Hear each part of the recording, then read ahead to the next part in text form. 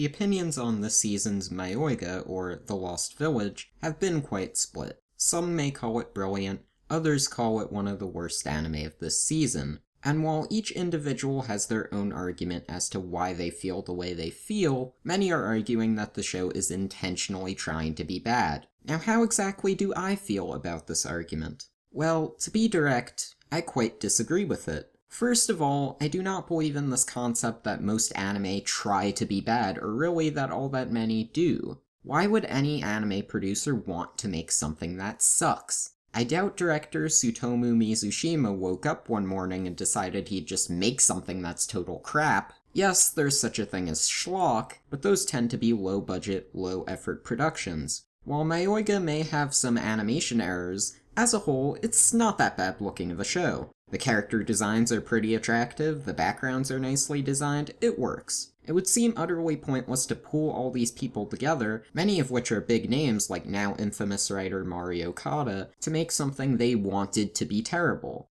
Keep in mind that Mayoiga is not based off of anything. Not a manga, not a light novel, not even a card game. It's a completely original work. So ultimately, if I don't think that the show is trying to be bad, what do I believe it to be doing? Well, if you look at the director's history, you'll know that he's worked on a lot of comedy shows such as Prison School, Dokuro-chan, Genshiken, Harengu, etc. Then you'll also notice that he's worked on a lot of those grimdark shows that people find to be funny more than they do scary, such as Another and Bloodsea.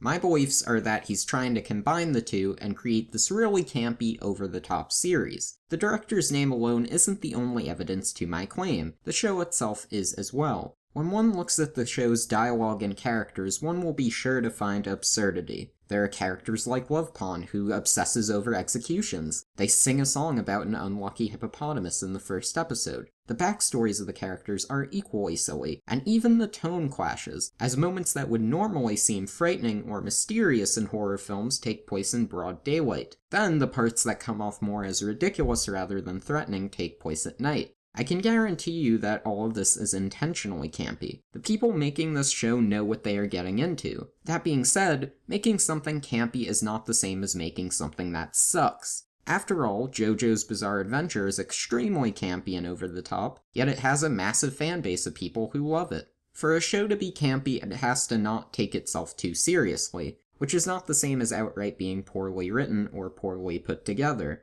The question is less about whether or not Mayoiga is trying to be bad, and more so about if it's effective at being campy and being over the top. Some may say yes, and they find the show to be fun, extremely charming, and very calculated. Others may say that the show is ineffective because they find the writing choices within the show to be too baffling to appreciate, and they also cannot find the characters to be the least bit likable. I myself am split in the middle, and I really think that it's dependent on how the series ends for me to call it effective as a whole or not. I feel like some scenes really work in being funny and over the top, especially within the first episode in regards to the whole bus driver incident, and I also appreciate the fact that the show doesn't rely on grotesque violence or sexual content. However, I think the character motivations can sometimes be quite sloppily written, and some parts drag on for too long, such as the haunted illusions chasing the characters. That being said, let me know what you think of this whole kerfuffle in the comments. If you liked the vid, be sure to give it a like, and be sure to subscribe for more of my content.